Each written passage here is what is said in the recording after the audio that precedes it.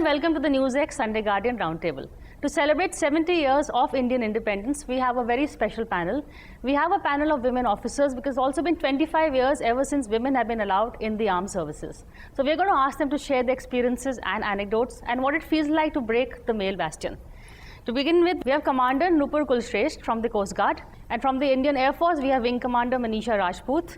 We have from the Army, Captain Archana Chauhan. We have someone who's been former Army officer. And we have also from the Navy, we have, of course, Commander Smriti Tripathi. And as a surprise for a special invitee, we have Colonel Rajvardhan Rathore. Colonel Rathore, as you know, is of course a Union Cabinet Minister. He's also Olympian medal winner. But more importantly for us today, he's an officer and a gentleman. So welcome to our show, Colonel Rathore. And to begin with, your wife is also from the Army, right? Yes, absolutely. She was in the Army Medical Corps. She served, she retired as a major. I mean, she took a voluntary retirement as a major. So you've seen it from both sides. What do you feel about women in armed forces? I think there is no difference between the officers who are males and officers who are women. And so therefore, it's a very positive thing to have women in the armed forces. I mean, half of our country are women. And therefore, you can't leave half the country out of securing the country itself. When they can secure the houses, they can secure the nation as well. Well said, that's good to hear. Your reactions? Yeah, of course I agree with sir, that 50% of our population is women. So if we are stopping them and letting them keep sitting in the home, then we are in a way not helping our own country, securing the nation. So we have to have women in the armed forces. And they have already proved themselves now, as you already mentioned, we have 25 years, we have completed women in the armed forces. And 2 years ago you marched in the Republic Day Parade as a separate contingent. Yeah, so that's a good thing. It's a good feeling. Manisha, Wing Commander Manisha, can you tell me why did you choose the Air Force? Ma'am, why did I choose the Air Force is a very interesting story. While I was in my school, there were some shows which featured the life about the forces, and I could see that it was a package while you were serving and you were being given a lot of opportunities to grow. So as a school going child, I was very impressed with the lifestyle that I saw in those TV serials, and as a regular feature I could see this NDA passing out pictures in the newspaper, and I would be very jealous of those cadets and I would be very envious of their uniform. And then one fine day I read that now the women are joining the forces, and during this time I had done my post-graduation in the psychology. And when the Air Force, I will talk about the Air Force, when Air Force advertises its vacancies, it used to say at that time that there would be a week-long psychological test. So I took it as a challenge, and my father also motivated me to do this. And one thing you're not telling us, I hope you don't mind me sharing with everybody, is that you told me you were first considered overweight and then you lost weight within a week. I had cut the story small, ma'am. While I went for medicals, I cleared the entire thing other than being overweight majorly. So then the Air Force gave us an opportunity, which is generally given to everyone, that you take a week, 4 weeks time and come back for re-medicals. So I again took it as an opportunity to lose weight, because you have to have some challenge against you to get into and lose more than 15 kgs of weight. Wow. And you can imagine for a lot of women to join. You can imagine a college student who's just in post-graduation would not be happy with being obese. So I wanted to join the services, yes, but when they motivated me that I need to lose weight, it was an added attraction, and I came into good shape into Air Force. Well said. Nupur, a bit about yourself also. Why the Coast Guard? And you're also married to someone in the forces. Yeah, my husband is a naval officer, and who all are married to defense officers apart from Colonel Rathore also? I think all of us. All of us. Yeah. My father was in the army, he was a defense civilian, and I've grown up in an army environment. So I was always drawn towards the olive green. I always liked the color, and I always love to associate myself with army officers. Slowly, as I graduated into microbiology, I had lost hope that I'll probably join my, army, because microbiology was very different, food microbiology very different. And later, we are a family I have only sisters, we are no brother. So it was not seen as if I'm going to join defense. Suddenly, someday it came in the newspaper, there's an entry of Coast Guard. I said, why not I give it a try? So I gave the exam. I had an idea of Coast Guard by the serial Seahawk. So I knew some amount of Coast Guard. So I said, and Delhi, it was not very common that time. But the moment I joined it and went to Naval Academy, and then the life goes on after that. Life goes on. Archana, a little bit about yourself. I have, completely defense background. My dad was in the Air Force, and though he was through the clerical ranks, and getting two of the daughters, my sister is in the Air Force, and I joined Army. So, she was a big motivating factor. And unlike, every traditional house wherein a girl, first time she is going to a new place, and she's scared, and there is somebody who's accompanying us, my family was different. I still remember in my graduation days when I had to go, I just saw an advertisement in the newspaper, and I had to go to that unknown place. And my sister said, just go. And we were not aware about the local language and nothing. So, there was, that kind of a grooming from very early, from our life. No matter you heard all the stories, they've all, there's a lot of motivation. All of them actually have gone out really and sought this profession by themselves. Yet, why do you think it took so long for us to allow women in? No, women have always been there in administrative services within the armed forces. I guess it's only now that women have gone into combat roles, in the sense of the Air Force have fighter pilots now. That's right. So it's only a matter of time. See, women have been there in the police services. Right? They are there in paramilitary services. Yes, So it's only a matter of time. See, what it really requires is not whether you're a woman or a man. It's your mindset that is important. Are you ready to rough it out in difficult circumstances? Your family also has to be very supportive, because it's a tough life. It's a life where you lead a lot of do a lot of outdoor activities. You may not return for nights. You may be camping outside. So a mindset is very important, especially for the person who's joining, and there has to be a sense of attraction. So the passion comes from it, the olive greens or the whites or the blues, the aircrafts flying. There has to be some bit of romance into it, some bit of passion and attraction. I think that is the first love of every person who joins the armed forces. You miss that now you're... Yes, I do, of course. And I've grown up in an army background. My 4 generations were in the same battalion. So I've not seen anything other than guns and the olive greens around me. So. And you married someone from the olive green also? Well, she joined the army because I was in the army. Oh, is that so? After marriage? Oh. So we'll take that story later. No, tell us that story. We've all told our stories. Let's hear your story. No, of course. We married, and then she joined the army because I was in the army. So typically, like most of us here, are married to people in the defense forces, and that's true for all professions. Bankers will tend to marry bankers, or because compatibility factor is there. It becomes easy for them to understand each other, and it's also a place that you meet each other. That's also a reason. Yeah. Like every other profession. Yes. I would also like to mention in this, Ms. Sahgal, like you asked why it was late for women to join. Because see, it's not just India. You look at internationally. Women in America got voting powers only in 1920.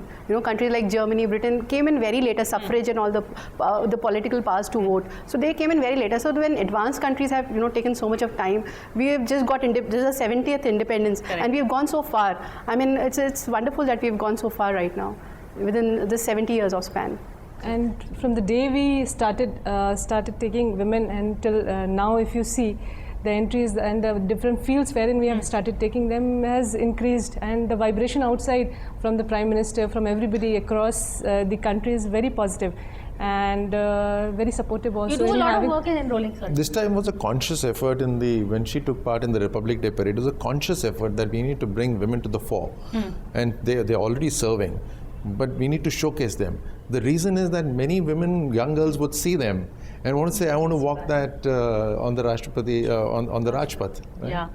So really walking your talk, as they would say. But you do a lot of work with enrollment also. Yeah, when I go for recruitment, I'm very happy to see that women nowadays are very motivated to join the forces. In fact, it's the other way around. I find more of women interested and motivated to join the armed forces, and they're keen, and they can do anything and everything to join the forces. Whether it is Air Force, Army, Navy, all the forces, they are keen. And of course, gradually the mindset is changing. Families are becoming more supportive. Initially, when the women joined, what was your mindset? Being in the army, you had women next to you. How did you? There was no difference actually. In fact, very interestingly, I remember a long time back, the men said that how should we address the lady officer? Correct. A male officer addressed as Saab. Now, what do you say here? So then they were told that you call them Saab itself. Exactly. So whether it's a male officer or a female officer, it is Saab for you. So we're all Saab sitting here. That's interesting. Shriman. We don't have any Shrimati command. We only have G Shriman. G Shriman. But how you've been 22 years? So initially, what were the teething problems really, the little things that you had to go through? Ma'am, I won't call them as problems. Okay, yeah. There were Logistics. no problems, and generally the system was established, was ready to accept us, and it was good. There weren't any teething problems. If I wanted to imagine that I'm the only lady standing on the parade ground, then I was free to imagine. But then after 1 year's training, you stop thinking. You start thinking that you are an officer. So I don't think so. The organization had to work, had to prepare itself to take us because there were no ladies earlier. But per se, I didn't face any problem. I was the 5th course in the Air Force, but no problems. What about you? I was also the 5th course in the Coast Guard, and that time women were very less when we started. But I would like to mention here that the male counterparts were the ones who groomed us from the ab initio courses from the Naval Academy. The cadets used to train us. So the compatibility was never a problem, and most of the grooming has been done by senior male officers and counterparts. So there weren't any teething problems, and I've throughout been in a co-ed education, so it was never an issue. Such no issues were there as far as teething problems that you can say. That's it. Any special problems for you? No, not at all. In fact, it was like coming from a co-ed school, as ma'am said. That's very interesting. I like that analogy. It was like more like a school only, but more efforts were given toward the physical fitness. That made it interesting. Yeah, and it was never a problem for us also. But do you feel that, was that feeling ever given that women are more privileged, or you're not, for instance, combat area is something that is open to you now. Early on it wasn't. Was there any such... I don't think so, because we have been getting postings together, and like we work like that. Combat, yes, the army has to get prepared for it to kind of take women in combats, and which is getting, they are getting there, but it'll still take time. Like we said, it's more about the mindset, and like about more of getting that kind of a training for them. So yes, when we talk about the Indian crowd, they have to still make up their mind, and kind of, because yes, of course, the physical conditions over there are not as favorable for a women to be there on field, but slowly and gradually we all are getting there. And so hats off, the Air Force has just taken a lead, and will be there soon in the combats too. Fine. And Colonel Rathore, with technology coming in now, there's drone warfare also. There's going to be less of really physical combat, or rather, it's going to be all of the mind. So, how do you see that where women will be given a bigger role? So, of course, that makes things so much more easier. But I'm going a step ahead in saying that even if it is hand-to-hand combat, what stops a woman from getting into a hand-to-hand combat when there have been participants in all sorts of Olympic events, now that Olympic is the season right now, when they can run set records which even men can't beat. When it comes to man management, they've been into all sorts of industries where they're managing people. Command and control comes from leadership, and leadership cannot be limited to just males. Leadership is a trait. That trait needs to be imbibed.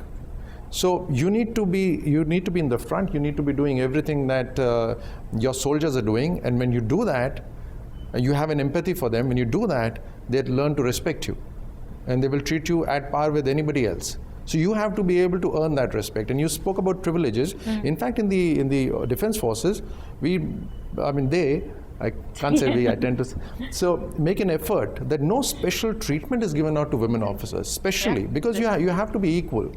It's not a soft place. It's a very tough place. At times you have to take tough decisions. At times the seniors will be very tough with you because you are handling lives of men. Exactly. And therefore you cannot expect a softer treatment. And it's never given. Okay. My wife was, when she was, Parliament was attacked, at that point of time the entire the defense forces were nearly close to the borders. And so my wife was 6 months pregnant, 7 months pregnant, she was there. So, yes, she was there at the border. And she was only sent back when she went into her 8th month. So she stayed in the sand dunes and she had all sorts of experience, but that's life. Oh, wow, that's an interesting story. We were also talking about, before the body language of a uniform, you feel a bit more, your shoulders are squared back more. There is that whole attitude change. Did you feel that, The moment you wear uniform, I feel you automatically start commanding a respect from the society. It gives you such a pleasure to wear uniform that sometimes it gives me goosebumps that what will happen when I will not wear this uniform. It becomes a part of your lifestyle. It becomes a part of you itself. So of course it gives you immense pleasure and respect and honor, dignity, pride to wear the uniform. And nothing can match the pleasure which you get when wearing a uniform. Ma'am, in fact, I'd like to add. Take a quick break, but we're going to come back and we're going to go back to what Manisha is saying. But first, a quick break.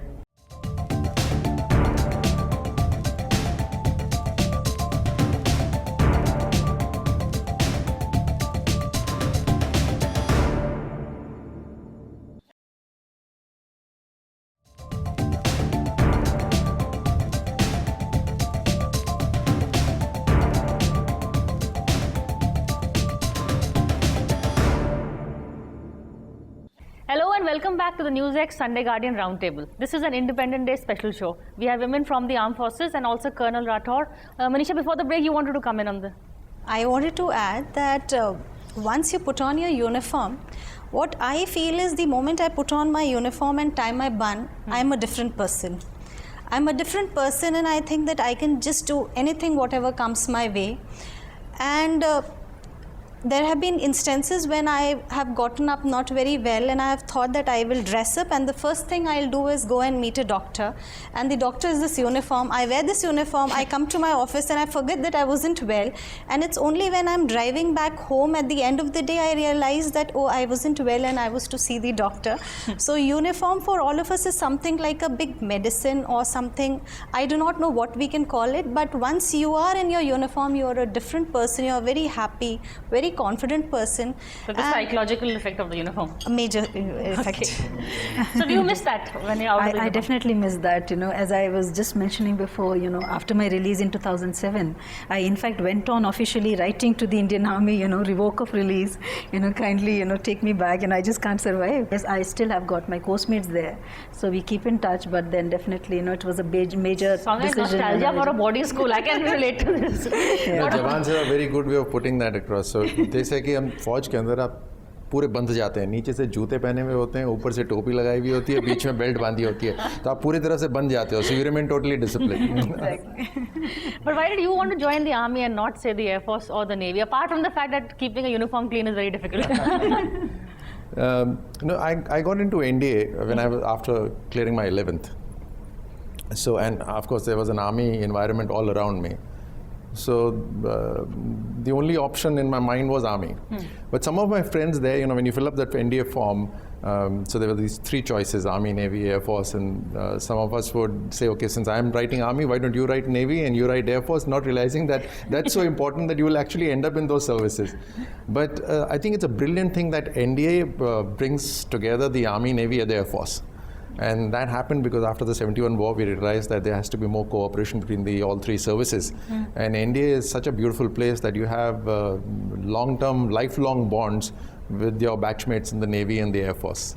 No, I wanted to also ask you about the teething problems. Initially we were talking about women being accepted in the thing. Yeah, especially in Navy, see, to 25 years back, when we first time opened the gate for women to enter the armed forces, the problem that time was basically was more of a whether they'll be able to cope up with the training, are they mentally fit, are they physically tough enough to get into the armed forces and survive here. But now, yes, they have proved themselves, and now what kind of problem we are facing is more of an infrastructure. When we earlier, when our ships were inducted, it was never thought that we will also have women in some point of time serving on board ships. And so the ships were acquired like that. But now all our ships which are coming they are catering that fact that they need some special privacy and some washroom issue, which we all have heard again and again. A lot of facilities are now being provided in the ships which are coming in the new projects, and we are having all facilities that women can be there on the ships. And in fact, we have taken a step. We are slowly acquiring our sea legs. You know, apart from that, I wanted to also come back to you. But one question is, do you miss, like I was asking her, taking off the uniform? No, of course, the uniform and the charm of being in the army and your routine in peace areas and your flexible timings in field areas the camaraderie is amazing. It's unparalleled anywhere else, and so that of course is something that you would miss. But no then camaraderie in the cabinet? No, this cabinet, of course, is one of the. I see this as the closest to how we served in the armed forces. Really? It's so neat, it's so well organized, it's so objective and target oriented that I find myself at peace. I find there's no difference between leaving the armed forces and coming here in that sense. And you have a general also taking charge. We have a fabulous leader. I mean, being in the army, I've seen leadership. In active areas, I've seen leadership. I've seen leadership in sports as well. And therefore, I can very fairly say he's one of the best leaders that I've ever come across. Okay. But, back to the armed forces from the government, the women in army really have been there during peaceful times. Now, if supposing there is a possibility of a war, how do you see them coping? How do you see the armed forces coping with them? There are going to be different types of war now. So a conventional war is less likely. It's possible, but less likely. They're going to be, there's likelihood of increased insurgency, terror attacks. There's going to be limited intensity conflicts probably in specific areas. There's going to be very active border patrolling and skirmishes there. So it's different, like you mentioned earlier. Technological warfare is probably going to be the convention ahead. Yeah. So, but nevertheless, you have to be prepared for the worst. So, if you join the army or the defense forces and say, okay, I would keep myself limited to just fighting on my computer, so that's not on. You have to be ready for everything, because anything can happen, and you can be called upon to lead men into active war. Everyone here is ready for everything? Yes, no doubt. It is from the day one when we joined, we knew that we should be ready for this also. There is no option. They go through the same kind of a training and all that. They're mentally prepared for it.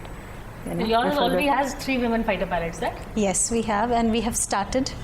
And I'm very hopeful that we will succeed in this. When I say we, means the Air Force as well as the ladies. We will succeed in this, our effort of inducting the ladies in the fighting arm. We have a very good poster here for women in the armed forces. I can see everyone here. The image that we had of army was, people were running around with barely any time to even comb your hair. Did you go through all that kind of feelings? Yeah, definitely. In the academy, we barely get time You need to get her to do some patti parade. I know. Now you need to explain what is patti parade. I said that's the most fun, enjoyable part of the training. So I'm out of this joke. Ma'am, in fact, in the field units, it happens that you are in the office till quite some time late. And then in another 15-20 minutes, you are standing all dressed up in a party. So it happens. It happens quite often. It happens, but then we are trained accordingly. So it's not a... Basically, patti parade is a... I need to know. Yeah, it's a part of a training, not a this thing. Wherein in a prescribed time, you have to go and keep changing your uniform. And the time given is very limited.